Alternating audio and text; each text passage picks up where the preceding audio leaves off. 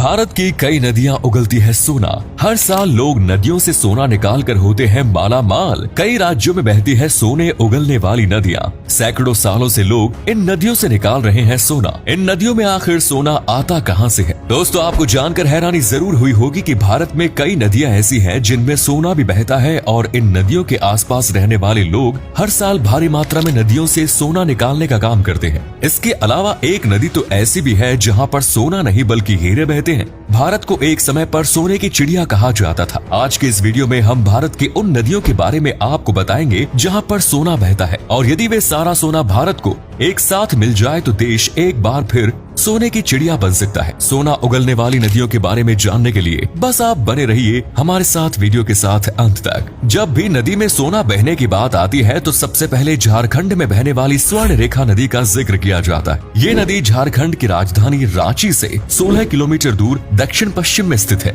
नगड़ी गांव में रानी चुआ नाम की जगह से निकलती है और उड़ीसा व पश्चिम बंगाल से होते हुए बालेश्वर नाम की जगह पर बंगाल की खाड़ी में गिरती है। इस नदी की कुल लंबाई 474 किलोमीटर है। स्वर्ण रेखा की एक सहायक नदी भी है जिसका नाम करकरी है। इस नदी के पानी और रेत में सोने के कण पाए जाते हैं। सैकड़ों सालों से लोग यहाँ से सोना निकाल रहे हैं और ना जाने कितने ही लोग करोड़पति भी बन गए हैं। ये नदी कई चट्टानों से बहकर यहाँ तक आती है और इन चट्टानों में घर्षण के कारण सोने के कई कण पानी के साथ बहकर आ जाते हैं। हालांकि ये सिर्फ अनुमान है, इस बारे में अभी तक कोई पुष्टि नहीं की जा सकती है। कुछ एक्सपर्ट्स का ये भी कहना है कि करकरी नदी के जरिए ही स्वर्ण रेखा नदी में सोना पहुंचता है, जबकि करकरी नदी की लंबाई केवल 37 किलोमीटर है। इस नदी के आसपास रहने वाले तमताड़ और सारंडा नाम की जनजाति के लोग सालों से नदियों से सोना निकालने का काम कर रहे हैं। सुबह से शाम तक लोग नदी के पानी और रेत को छानते हैं और उसमें से सोने की तलाश करते हैं। दिन में एक व्यक्ति औसतन 2 से 3 कण की तलाश कर लेता है। इन कणों का साइज एक चावल के दाने या फिर गेहूं के दाने जितना होता है और इस प्रकार एक महीने में एक व्यक्ति 60 से 80 कण जमा करने में कामयाब हो जाता है। ऐसे में बहुत से लोग सोचते हैं कि इन ट्राइब्स के लोग तो काफी अमीर होंगे क्योंकि इतनी बड़ी मात्रा में इन्हें सोना जो मिलता है। लेकिन इस गोल्ड को बेचकर सबसे ज्यादा मुनाफा बिचौलिए और दलाल कमाते हैं।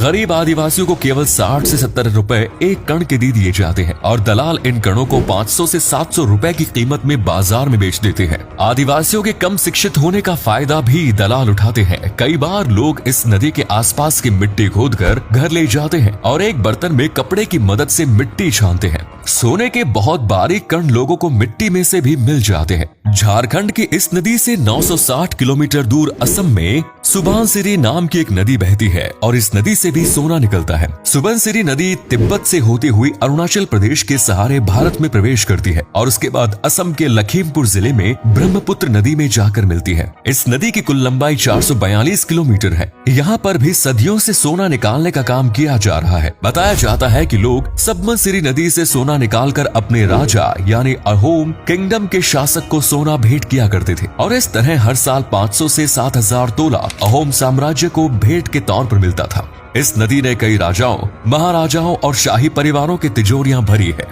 आज भी लोगों को रोजाना 1 या 2 ग्राम सोना इस नदी से मिल जाता है और अगर किस्मत अच्छी हो तो आधा तोला यानी 5 ग्राम सोना भी लोग इस नदी से एक दिन में इकट्ठा कर लेते हैं। महाभारत और भगवत गीता में भी सुबनसिरी नदी का जिक्र देखने को मिलता है। एक बार यहाँ के राजा ने युधिष्ठिर के लिए एक हाथी में भरकर सोना भेजा था। सुबनसिरी का उद्गम स्थल शिवालिक रेंज है। सन 1980 में जियोलॉजिकल सर्वे ऑफ इंडिया ने भी इस बात की पुष्टि की थी कि वाकई में इस नदी से सोना निकलता है। जीएसआई द्वारा ये भी पता लगाने की कोशिश की गई थी कि नदी में सोना आता कहां से है, लेकिन रिसर्चर्स को कुछ भी ठीक से पता नहीं चल पाया। 19वीं सदी में अंग्रेजों ने भी इस नदी से सोना निकालने की कोशिश की थी। इस नदी के बारे में ब्रिटिश अधिकारी विलियम रॉबिन्सन ने 1841 में एक किताब लिखी जिसका नाम ए डिस्क्रिप्टिव अकाउंट ऑफ असम है। इस किताब में भी सुबनसिरी नदी के बारे में ब्रिटिश अधिकारी ने लिखा था। छत्तीसगढ़ के कांकेर नाम के जिला में भी एक नदी बहती है जहां से सोना निकलता है। लोग कोटरी संगम घाट के किनारे कई दशकों से सोना निकाल रहे हैं। यहाँ के रेत को छानकर आसपास के लोग सोना इकट्ठा करने का काम करते हैं। खासतौर पर सोनझरिया नाम की जनजाति के लोग संगम घाट के किनारे सोना निकाल रहे हैं। हालांकि पहले के मुकाबले यहाँ पर सोना मिलना काफी कम हो गया है। कुछ समय पहले उत्तर प्रदेश के सोनभद्र जिले में बहने वाली सोन नदी से भी सोना निकलने की बात सामने आई थी।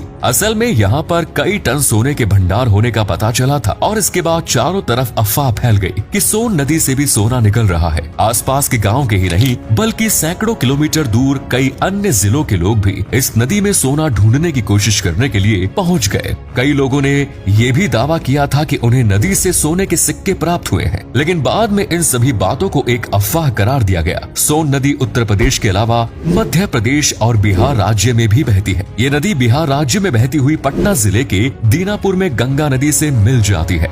मध्य प्रदेश में भी कुछ ऐसी जगह हैं जहां पर लोग सोना मिलने का दावा करते आए हैं। रायगढ़ के शिवपुरा और गुणपुरा नाम की जगह पर पार्वती नदी से सोना निकलने की बात सामने आ चुकी है। यहाँ पर कुछ लोगों को सोने के सिक्के भी मिले थे। मध्य प्रदेश के कई जिलों के लोगों ने पार्वती नदी में सोना ढूंढने की कोशिश भी की थी। इसके अलावा कटनी जिले के अंतर्गत सलीमाबाद नाम की जगह पर भी नदी के साथ सोने के कण बहने की खबर मीडिया में आ चुकी है। हालांकि मध्य प्रदेश की इन दोनों नदियों में सोना मिलने की बात में कितनी सच्चाई है, इस बात में स्पष्ट रूप से कुछ नहीं कहा जा सकता।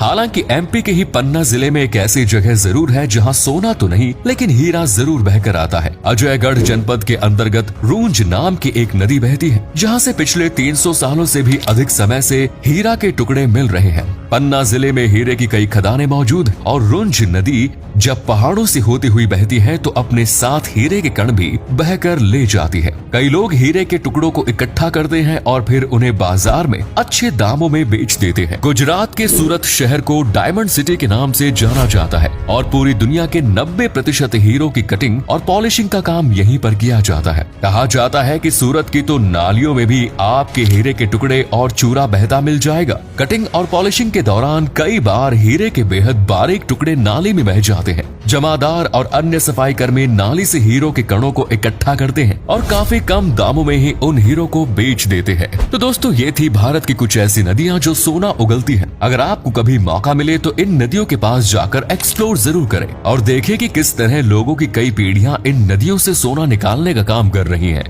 इस काम में काफी मेहनत और समय लगता है और कई लोगों की रोजी रोटी तो इन नदियों में मिलने वाले सोने पर ही आश्रित है। उम्मीद करते हैं कि आपको हमारी आज की वीडियो पसंद आई होगी। अगर आई तो लाइक कीजिए और शेयर अवश्य करें। धन्यवाद।